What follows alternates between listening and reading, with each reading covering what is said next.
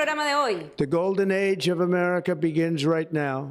Donald Trump estrena su segundo mandato en Estados Unidos. El Papa Francisco ofrece su oración por el presidente. Pide un mandato sin odio y exclusión.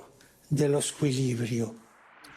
Trump inicia su mandato con mucho poder político y mayoría en ambas cámaras del Congreso. Ha nombrado católicos en puestos claves y algunos lo ven como una oportunidad para impulsar el movimiento pro vida y la familia en Estados Unidos. Para que el movimiento pro vida... El Papa espera que los acuerdos entre Israel y Hamás se respeten de inmediato y que todos los rehenes puedan regresar con sus seres queridos. La convicción. En Israel, feliz y emocionante reencuentro familiar de las 3 jóvenes rehenes liberadas después de 15 meses de cautiverio en manos de Hamás. En Gaza, 15 años de edad, el más joven de los 90 prisioneros palestinos liberados tras el acuerdo entre Israel y Hamás. Inmensa alegría de sus seres queridos. Hola amigos, iniciamos una nueva semana informativa. Así Natalie, qué gusto estar contigo como siempre y con estos televidentes desde los estudios en Lima, Perú. Bienvenidos a su noticiero con enfoque católico EWTN Noticias. Yo soy Natalie Paredes. Soy Eddie Rodríguez Morel, gracias por acompañarnos. Empezamos las noticias desde Estados Unidos en el día de la inauguración del nuevo gobierno de Donald Trump. Esa tarde prestó juramento para iniciar su segundo mandato como presidente número 47 de los Estados Unidos. La ceremonia se realizó en la rotonda del Capitolio con capacidad para solo 600 personas debido a las heladas que afectan la costa este del país, describe Vatican News. Asistieron miembros de la familia de Trump, magistrados del Tribunal Supremo, jefes de comisiones de la Cámara de Representantes y del Senado y la cúpula del Congreso. Entre los invitados extranjeros figuró el presidente argentino Javier Milei y el vicepresidente chino Han Zheng. Asimismo, donantes de grandes empresas tecnológicas, desde Elon Musk hasta Mark Zuckerberg y Jeff Bezos. La época de oro de Estados Unidos empieza en este momento.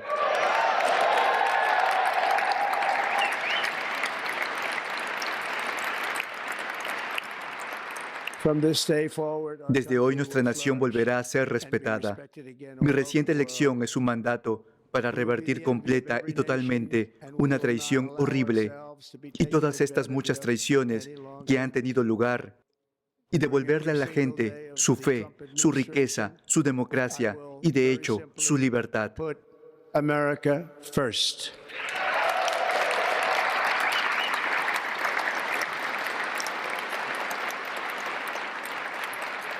Our sovereignty. A partir de este momento, el declive de Estados Unidos ha terminado. Todo esto cambiará a partir de hoy y cambiará muy rápidamente. Tengo la esperanza de que nuestra reciente elección presidencial sea recordada como la elección más grande y trascendental en la historia de nuestro país.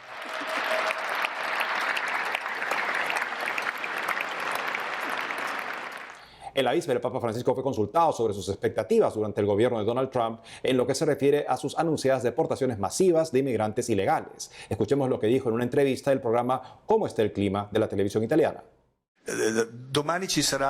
Mañana será el día de la toma de posesión del presidente Trump, quien ya ha hecho saber que en 2 días quiere iniciar su programa para deportar inmigrantes ilegales de Estados Unidos. Quería preguntar, ¿ya ha estado en contacto? ¿Ya han hablado de esto?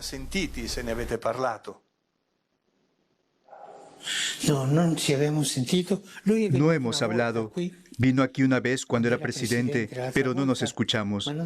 Pero si es cierto, esto será una vergüenza, porque hace que los pobres desgraciados que no tienen nada paguen la factura del desequilibrio. Esto no servirá. Esta no es la manera de resolver las cosas. Así no se resuelven las cosas. Y desde el Vaticano, nuestro corresponsal Con Flynn nos cuenta qué más dijo el Santo Padre ante la inauguración del mandato de Donald Trump. Novedades en el gobierno de la Santa Sede y la tregua entre Israel y Hamás en Gaza. Adelante, Con. El Papa Francisco, en una entrevista televisada emitida ayer aquí en Italia, dijo que si el presidente entrante de Estados Unidos, Donald Trump, cumple su promesa de deportaciones masivas, sería, cito, una desgracia. Esos comentarios han sido vistos como una dura crítica al presidente Donald Trump, pero hoy, en el día de la toma de posesión de Trump, el Papa ha enviado un mensaje a la Casa Blanca en el que dice: que Dios Todopoderoso os conceda sabiduría, fuerza y protección. Continúa ofreciendo bendiciones divinas al, cito, amado pueblo estadounidense y al presidente Trump y a su familia, y dijo que estaba rezando para que el Señor ayudara a guiar los esfuerzos hacia la paz. Pero volviendo a la entrevista televisiva de anoche, el Papa Papa Francisco también anunció la noticia de que, por primera vez, una mujer será la presidenta del Gobernatorato Vaticano. La hermana Rafaela Petrini será nombrada en marzo para dirigir todos los órganos de gobierno del Estado de la Ciudad del Vaticano. Y recuerden que hace solo unas semanas el Papa Francisco nombró a Sor Simona Brambilla al frente del Dicasterio para la Vida Consagrada. Sobre el tema de la migración, el Papa Francisco reiteró lo que llamó los 4 verbos. Los migrantes deben ser acogidos, acompañañados, promovidos e integrados. También habló de la disminución de las tasas de natalidad, citando la edad media de Italia de 46 años, y añadió, si no se tienen hijos, hay que dejar entrar a los inmigrantes. Hablando sobre el conflicto en curso en Israel y Palestina, el Papa dijo que creía que la solución de los dos estados era la única solución, diciendo que la guerra es siempre una derrota, y subrayó la importancia de las negociaciones, diciendo que a veces se puede perder algo, pero en general se gana mucho. La paz es superior a la guerra, siempre. Para hacer la paz, a menudo hay que perder algo, pero se gana más con la paz que aferrándose a las cosas que se pierden. La paz requiere coraje. Con Flynn, EWTN Noticias. Hoy comienza el segundo mandato de Donald Trump, presidente número 47 de los Estados Unidos. Para saber qué podemos esperar de este mandato, también para los principios no negociables, la causa de la vida y la familia que defiende la Iglesia, estamos con Carlos Polo, él es analista político y nos habla desde Lima. Carlos, bienvenido al programa. ¿Cómo estás, Eddie? Muchas gracias. Carlos, ¿cómo empieza políticamente Trump este segundo mandato y qué desafíos tendrá que enfrentar? Empieza con todo el respaldo democrático posible, ¿no? Recordemos que Donald Trump ganó con el voto popular, con la mayoría de votos de la población estadounidense, tiene el apoyo de las dos cámaras, así que esto tiene un significado muy especial, la ceremonia de juramentación, por toda la persecución y ataques que sufrió Donald Trump en estos últimos 4 años, incluido 2 intentos de asesinato el 2024, ¿no? Va a ser la ceremonia a puertas cerradas por el clima, pero comenzará en la Casa Blanca, donde lo recibirá Joe Biden, y luego irá al Capitolio, donde hará el juramento y se hará la transferencia del poder. Un gesto político muy importante para los católicos es que la oración de invocación para la investidura presidencial la van a dirigir 2 católicos. El arzobispo de Nueva York, Timothy Donald, y el padre de Brooklyn, muy amigo de él también, Frank Mann, que los dos van a dirigir una oración. Esto es muy importante porque a raíz, estos 2 personajes han dicho en entrevistas que han tenido a propósito de esta juramentación que los intentos de asesinato han reforzado la fe de Donald Trump. Es claro que el señor Trump nunca se distancia, más bien trata de manifestar su acuerdo con la Iglesia y lo que los católicos creemos y valoramos en todos los temas. Así lo dice incluso en declaraciones explícitas. ¿Cómo, por otro lado, están y qué podemos esperar de un segundo mandato del señor Trump para las causas pro vida y pro familia?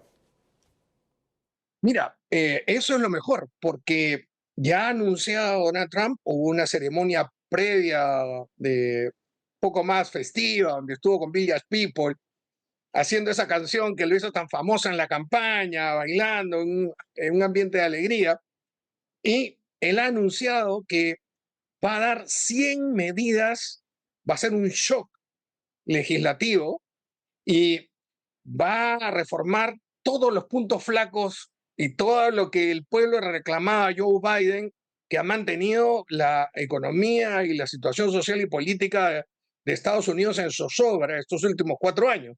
Por ejemplo, en la política económica, medidas para reactivar la economía y la industria, medidas sobre la inmigración y el control de las fronteras. Por ejemplo, va a dar órdenes para que todos los delincuentes sean apresados y deportados inmediatamente, los ilegales que estén en situación de delinquir.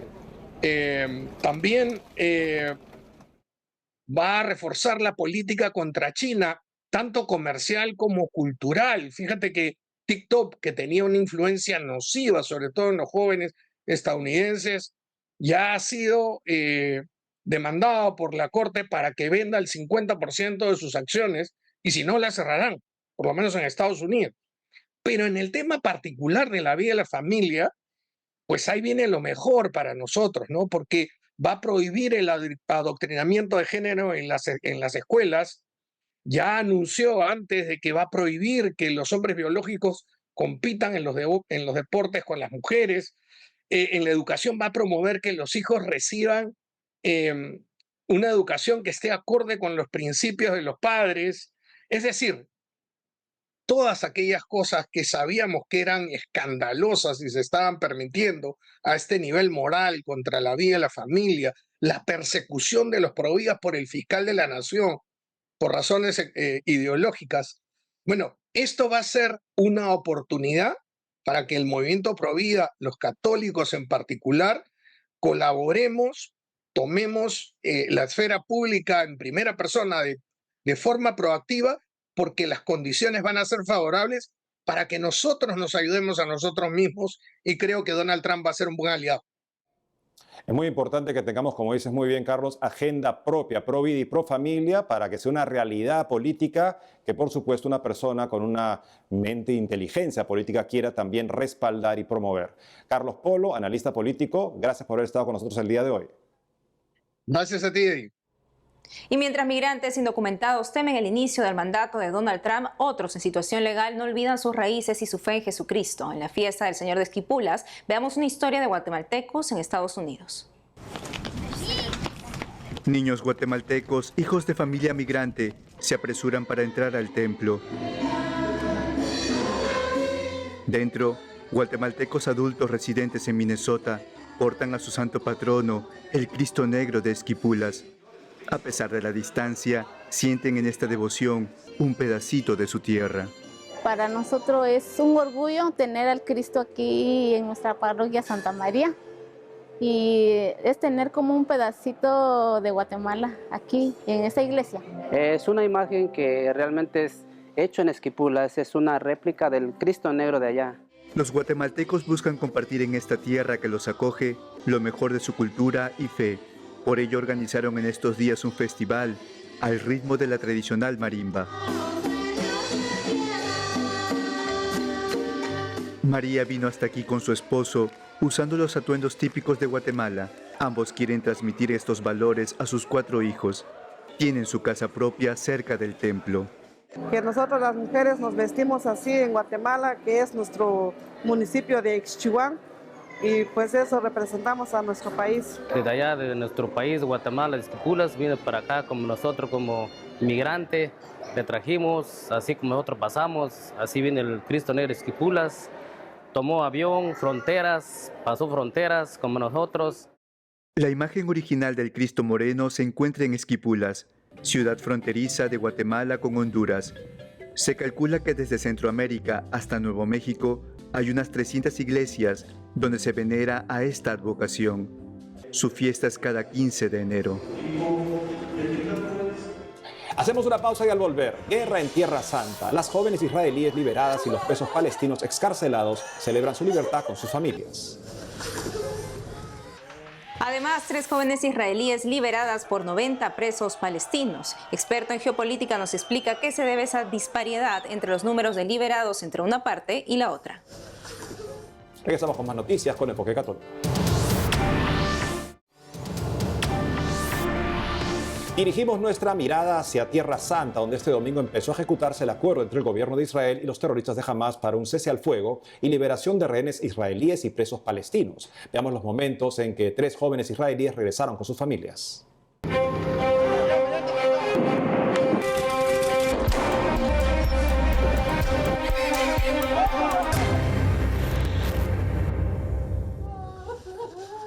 Emotivo encuentro de Doron Steinbaker con su familia. La enfermera veterinaria de 31 años al fin puede abrazarlos luego de 15 meses de cautiverio. Fue capturada por los terroristas de Hamás en el kibutz o comunidad donde vivía el 7 de octubre de 2023. Emily Damari, de 28 años, vecina de Doron, estaba en su apartamento del kibutz cuando los terroristas entraron y la raptaron. Ahora abraza a su familia sin soltar la bandera de Israel.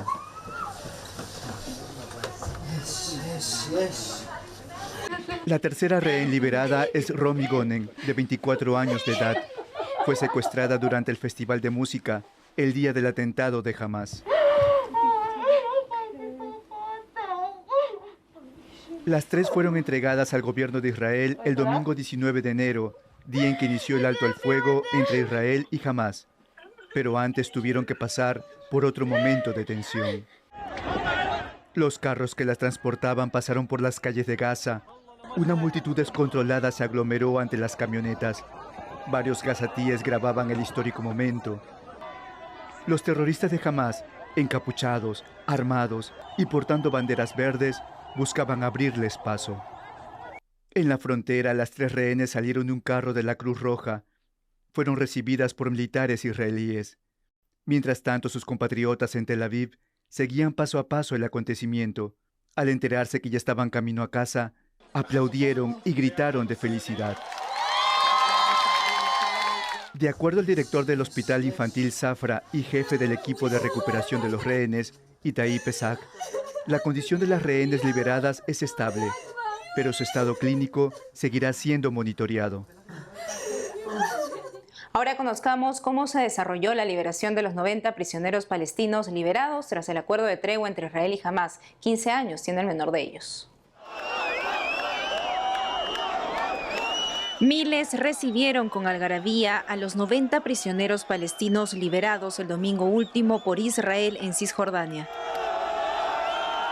El ejército de Israel advirtió a los palestinos contra las celebraciones públicas, pero la multitud abarrotó los autobuses en los que fueron transportados los prisioneros liberados. Algunos agitaron banderas, incluidas las de Hamas.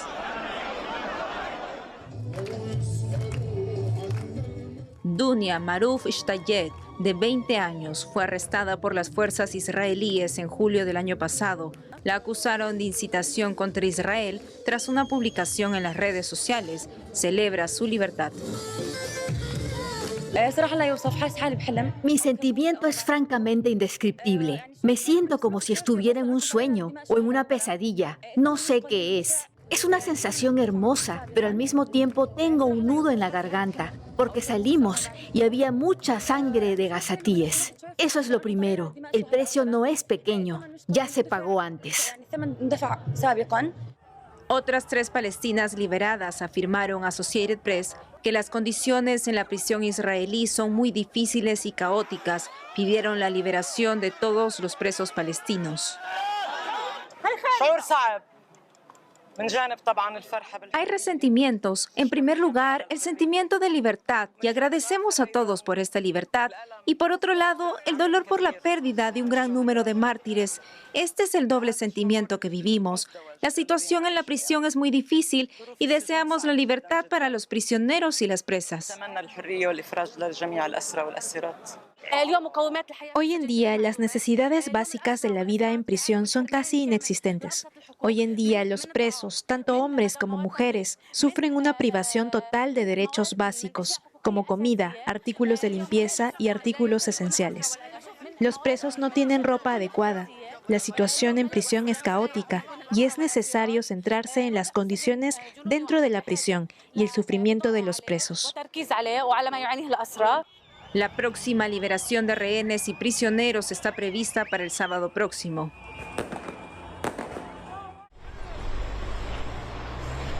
Este lunes, en el segundo día del acuerdo, los palestinos se desplazaron por Gaza. Algunos regresan para limpiar lo que queda de sus hogares. La primera noche fue muy agradable. Dormimos muy bien. El ambiente era bueno y agradable y no había preocupaciones. Antes dormíamos a las 10 u 11, pero con ansiedad. Ayer no había aviones de guerra ni nada, así que dormimos muy bien. Gracias a Dios. Esperamos que la situación se mantenga como está. El primer día del alto el fuego nos sentimos muy felices. Fue un día sin bombardeos, sin drones. Estamos muy cansados de la guerra y de la destrucción que nos rodea. Los primeros camiones del Programa Mundial de Alimentos cruzaron desde Egipto hacia Gaza. Al menos 150 camiones entrarán a Gaza a diario, según los acuerdos. Mientras se realizaba la primera parte de la tregua entre Israel y Hamás, el Papa Francisco dio un mensaje a ambas partes. Escuchemos. En los últimos días se ha anunciado que hoy entrará en vigor el alto al fuego en Gaza. Expreso mi gratitud a todos los mediadores. Es un hermoso trabajo mediar para que se logre la paz. Gracias a los mediadores. Y también doy las gracias a todas las partes que han intervenido en este importante resultado. Espero que lo acordado sea respetado inmediatamente por las partes y que todos los rehenes puedan finalmente regresar a casa y volver a abrazar a sus seres queridos. Rezo mucho por ellos y por sus familias. También espero que las ayudas humanitarias lleguen más rápidamente y en grandes cantidades a la población de Gaza, que tan urgentemente las necesita. Tanto los israelíes como los palestinos necesitan señales claras de esperanza. Espero que las autoridades políticas de ambos, con la ayuda de la comunidad internacional, puedan alcanzar la solución adecuada para los dos estados. Que todos puedan decir sí al diálogo, sí a la reconciliación, sí a la paz. Y recemos por ello, por el diálogo, la reconciliación y la paz. Ahora nos conectamos con Alberto Fernández, experto en geopolítica y vicepresidente del Instituto de Investigación y Medios de Comunicación de Oriente Medio, para analizar el inicio de la tregua entre el gobierno de Israel y el grupo terrorista Hamás, con liberación de rehenes y presos palestinos este fin de semana. Señor Alberto Fernández, un gusto saludarlo. ¿Quién ganó la guerra, Israel o Hamás? Bueno, es una guerra que no ha terminado, ¿verdad? Lo que tenemos es una tregua. Un cese al fuego que durará 6 semanas. Y entonces hay la gran pregunta es el próximo paso, o sea, la segunda fase, la negociación, la diplomacia que vamos a tener que ver para llegar o entregar esa segunda fase en 6 semanas. Este domingo Hamás liberó a 3 rehenes e Israel 90 prisioneros palestinos. ¿Por qué esta diferencia de números, señor Fernández? Bueno, ¿cómo explicarlo? Lo obvio es que la parte palestina quiere más, ¿verdad? Piensa que occidentales, esto suena un poco raro, pero es cierto, que occidentales valen más que orientales. Y entonces que un rehén pueden conseguir por un rehén más que uno de sus prisioneros. Es importante recordar, hace unos años Israel liberó 1000 prisioneros para conseguir la liberación de un soldado israelita. Eso fue hace unos años. Señor Fernández, luego de estas fases, ¿Hamás seguirá imponiéndose en Gaza? Ese es el plan. Es claro, ese es obvio que eso es lo que quieren hacer y hay un vacío. Y entonces la gran pregunta es ¿quién va a llenar ese vacío? Si no hay otra parte, sea la autoridad palestina, un país árabe, que se presente en el terreno, va a ser sumamente fácil para Hamás llenar ese vacío político y administrativo que existe en la franja de Gaza. Precisamente eso, señor Alberto Fernández, ¿no? Se ha notado esta ausencia. ¿Dónde está la autoridad del presidente de Palestina? Bueno, ellos están en plena pugna contra Hamás. Y entonces, porque hay un plan también de Hamás para tomar todo el control político y militar de todo el territorio palestino, no solamente Gaza. Entonces hay pugna política y no solamente política, militar. O sea, hay combates entre los palestinos de la autoridad y Hamás. Entonces, la autoridad palestina no quiere tomar Gaza sin garantías que puede realmente tener todo el poder en ese territorio. Entonces, ellos lo ven como un poco de un desastre, que no quieren meterse en ese pantano político demasiado temprano, sin algunas garantías. ¿Y qué futuro le ve también al primer ministro israelí Benjamín Netanyahu ante todo esto? Bueno, es una pregunta, claro, para el pueblo de Israel, que Israel es una democracia, y entonces el primer ministro, como cualquier político, hay cosas buenas y hay cosas malas, y al fin del día van a haber elecciones, van a haber pleitos políticos, pleitos democráticos, que existe una democracia, y el pueblo va a decidir. Señor Alberto Fernández, muchas gracias por la entrevista. Muchas gracias a ustedes.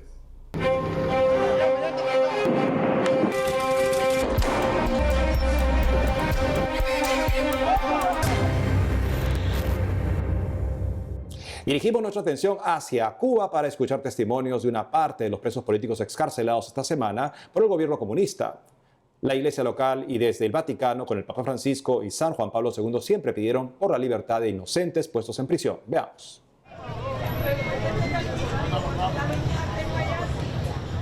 Juan Yainiel Antomachín Núñez, de 21 años, y su vecino Dariel Cruz, de 23, caminan por las calles de La Habana tras ser liberados por el gobierno cubano. Ellos cumplían una condena de 5 años luego de ser arrestados en las protestas contra el régimen de Miguel Díaz-Canel en julio de 2021. Bueno, realmente no sé decirle cómo fue que pasó esto. Esto para mí es un milagro. Bueno, nos vemos. Dale, suerte. Dale.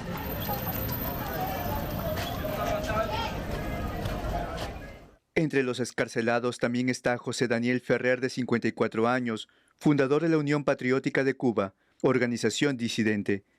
Es considerado preso de conciencia por Amnistía Internacional. Por sus críticas al gobierno comunista pasó cárcel en 2003 y 2020. En 2021 volvió a prisión por participar en la conocida protesta en julio de ese año.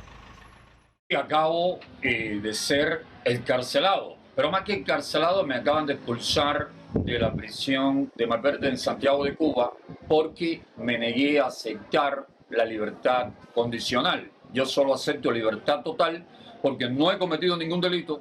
Yo estaba bajo el peor de los secuestros en condiciones verdaderamente terribles y por lo tanto no acepto ninguna condición de las autoridades de un régimen tiránico que explota, que oprime a mi pueblo, al pueblo cubano. José Daniel, de ahora en adelante, va a continuar haciendo lo que siempre ha hecho, seguir luchando por la libertad, por la democracia, por el respeto a los derechos humanos de mi pueblo. En las últimas horas, 127 prisioneros fueron liberados, según Vatican News. El martes, el gobierno anunció que liberaría a 553 presos políticos. Hemos llegado al final del programa, amigos. Gracias por haber estado con nosotros. No dejen de seguirnos en las redes sociales, también de lunes a viernes, a las 12 del mediodía, hora de Miami, en Radio Católica Mundial, y su programa Más que Noticias con un servidor. Hasta entonces.